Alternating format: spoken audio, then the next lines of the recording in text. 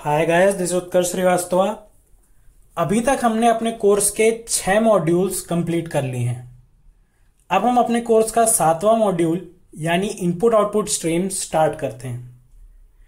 Input output streams का पहला topic है advantages of streams and some byte oriented streams. तो स्ट्रीम्स क्या हैं?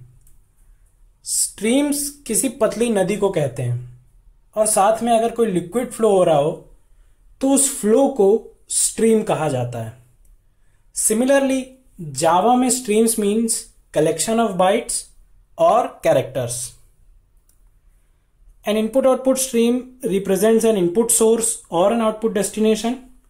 A stream can represent many different kind of sources and destinations, including disk files, devices, other programs and memory arrays. तो जावा में input output streams को किसी भी source या destination के बीच में ऑलमोस्ट सेटअप किया जा सकता है और उन सोर्स या डेस्टिनेशंस के नाम पे ही स्ट्रीम कह दिया जाता है उनको। जैसे कि डिस्क फाइल से हो सकता है इनपुट आउटपुट, डिवाइसेस से हो सकता है इनपुट आउटपुट, प्रोग्राम्स के बीच में हो सकता है इनपुट आउटपुट और मेमोरी एरेस के बीच में भी इनपुट आउटपुट हो सकता है। स्ट्रीम्स हर तरह का डेटा सपोर्ट करते हैं, यानी स्ट्रीम शब्द के मतलब के सेंस में देखें तो हर तरह के डेटा के फ्लो को स्ट्रीम कहा जा सकता है। यानी कि वो डेटा टाइप्स भी हो सकते हैं, लोकलाइज्ड कैरेक्टर्स भी हो सकते हैं, ऑब्जेक्ट्स भी हो सकते हैं, बाइट्स भी हो सकते हैं। अगर डेटा फ्लो हो रहा है किसी ढंग का तो वो स्ट्रीम कहा जा सकता है जावा के सेंस में। तो अब एडवांटेज क्या है स्ट्रीम के? पहला है इट्स सिक्योर। सिक्योर का मतलब है एक कनेक्शन सा बन जाता है डेटा फ्लो के सोर्स और डेस्टिनेशन के बीच में। एज एन एग्जांपल, या तो कीबोर्ड से प्रोग्राम या तो प्रोग्राम से स्क्रीन, सब कुछ वेल डिफाइंड और कंट्रोल मैनर में होता है, नॉट लाइक कन्वेंशनल इनपुट और आउटपुट। अगर आप नेटवर्किंग के सेंस में देखें, अगर आपने नेटवर्किंग का बेसिक पढ़ा हो या कहीं कुछ देखा हो तो आप समझेंगे कि 2 प्रोटोकॉल्स होते हैं डेटा ट्रांसफर के मोटे मोटे तौर पे। एक होता है टीसीपी और दूसरा होता है यूडीपी। टीसीपी में डेटा ट्रांसफर शुरू होने से पहले वेल डिफाइंड पाथ और कनेक्शन सेटअप करना पड़ता है, तभी डेटा फ्लो स्टार्ट होता है। और अगर आपने एक भी बाइट कनेक्शन में डाली है तो डेस्टिनेशन पे या तो पहुंचेगी या तो नहीं पहुंचेगी।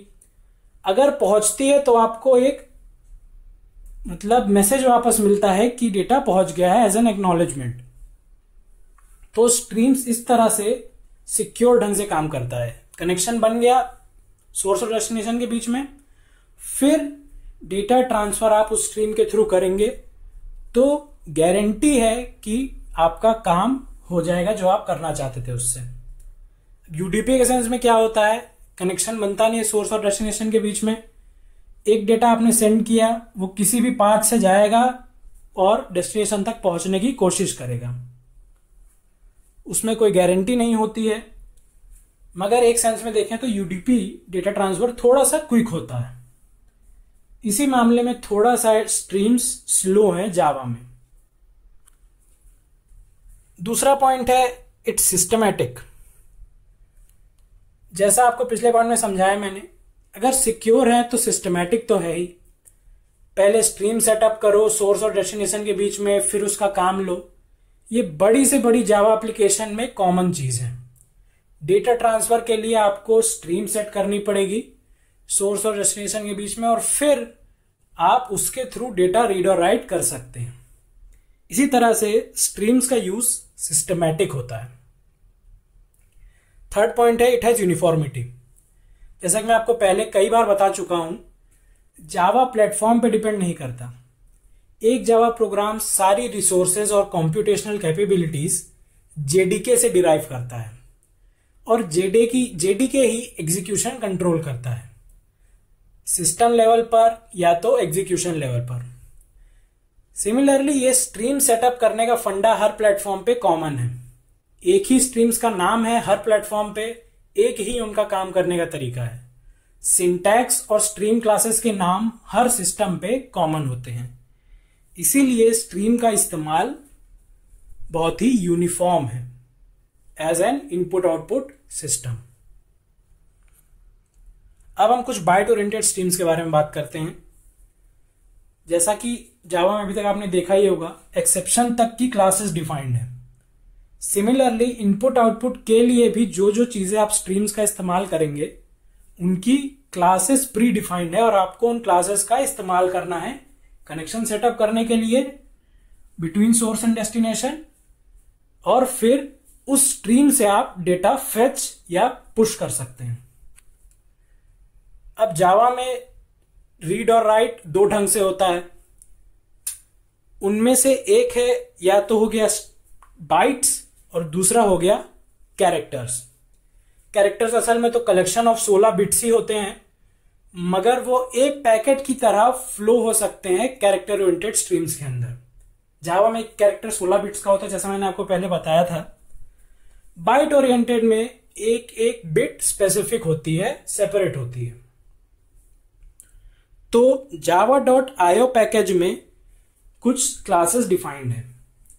उनमें से सबसे ऊपर है हायरार्की चेन में, यानी इस क्लास को सारी इनपुट स्ट्रीम की classes, byte oriented input stream की क्लासेस एक्सटेंड करती हैं डायरेक्टली और इनडायरेक्टली। उसका नाम है input stream class. It is an abstract class which defines common behaviour of all byte oriented input streams. It contains a method read which is defined by all its subclasses. Input stream एक सब class मतलब abstract class है और बाकी सारी classes इसको extend करती हैं और इसके रीड मेथड को इंप्लीमेंट करती हैं ताकि वो खुद एब्स्ट्रैक्ट ना हो और आप उसका ऑब्जेक्ट बना सके। आप इनपुट स्ट्रीम का ऑब्जेक्ट नहीं बना सकते हैं। रीड मेथड क्या करता है? बेसिकली जिस भी क्लास में डिफाइन किया गया है वहां ये काम ऐसे करता है कि a single byte is read from the stream and is returned as an integer. -1 is returned to denote end of stream. यानी कि एक बाइट रीड होती है और फिर वो इंटीजर के रूप में रिटर्न हो जाती है। स्ट्रीम के थ्रू आप उसे रिसीव कर सकते हैं। दूसरा है उसी रीड मेथड का एक तरह से आप कह सकते हैं पॉलीमॉर्फिज्म है, फंक्शन ओवरलोडिंग है। इसमें क्या है कि a block of bytes is read from the stream and is stored in the given array.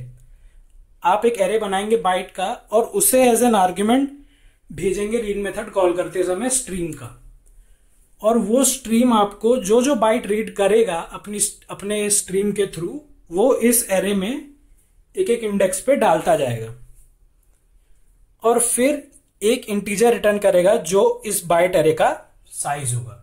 यानी इतने बाइट्स मैंने रीड किए हैं अपनी स्ट्रीम से और ये है उसका साइज। इसका साइज मैक्सिमम हो सकता है या तो जो साइज ऑफ एरे आपने ये एरे बनाते समय डिक्लेयर किया था, या तो जितनी बाइट्स इस आप उस स्ट्रीम से रीड कर पा रहे हैं, इनका मिनिमम वैल्यू होगी इस इंटीजर एरे की साइज और इस मेथड की रिटर्न इंटीजर वैल्यू। अब इनपुट स्ट्रीम है तो आउटपुट स्ट्रीम भी होगी, यानी आप एक बाइट ओरिएंटेड स्ट्रीम से रीड करेंगे और एक बाइट ओरिएंटेड स्ट्रीम में डेटा पुश करेंगे ताकि वो डेस्टिनेशन तक पहुंचे। उसमें भी एक एब्स्ट्रैक्ट क्लास है जो हायरार्की चेन के टॉप पे है और बाकी क्लासेस इसे एक्सटेंड करती हैं डायरेक्टली और इनडायरेक्टली। ये है आउटपुट स्ट्रीम क्लास, ये भी एब्स्ट्रैक्ट है और इसमें राइट मेथड है जो इसको जिसने एक्सटेंड किया है उन्होंने इंप्लीमेंट किया हुआ है। राइट मेथड भी वैसा ही कुछ काम करता है। इसका रिटर्न टाइप वॉइड है, आप एक बाइट डालेंगे और वो डेस्टिनेशन पे पहुंच जाएगा। सिंपल सा काम है राइट मेथड का। अगर आपको एरे ऑफ बाइट भेजनी है तो आप ये वाला मेथड कॉल कर सकते हैं उस स्ट्रीम क्लास का। कुछ स्ट्रीम क्लासेस डिफाइंड है।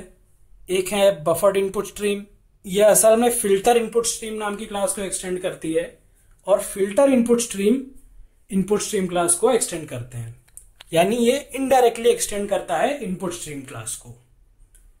It is use to read bytes from a buffer.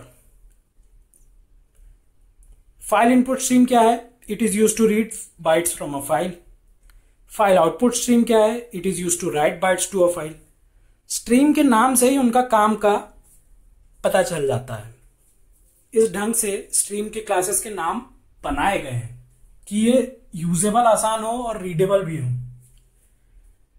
Print stream class is used to write primitive values and string to other output stream in addition to print and println. जैसा मैंने आपको starting में बताया था, print stream class में print और println method तो होते ही हैं, और भी बहुत सारे मेथड्स हैं उसमें जिससे आप प्रिमिटिव वैल्यूज और स्ट्रिंग इस स्ट्रीम से दूसरी स्ट्रीम को भेज सकते हैं। यानी ये स्ट्रीम एक तरह से कनेक्टर की तरह हो गया दो पाइप के बीच में। आपका प्रोग्राम पहले इसको भेजेगा डेटा, और फिर ये अपना कनेक्शन करेगा दूसरे पाइप से, और फिर उस पाइप में डेटा भेज देगा उस पाइप की कैपेबिलिटी के हिसाब से, यानी जितना डेटा, जिस तरह का डेटा वो पाइप हैंडल कर पाए।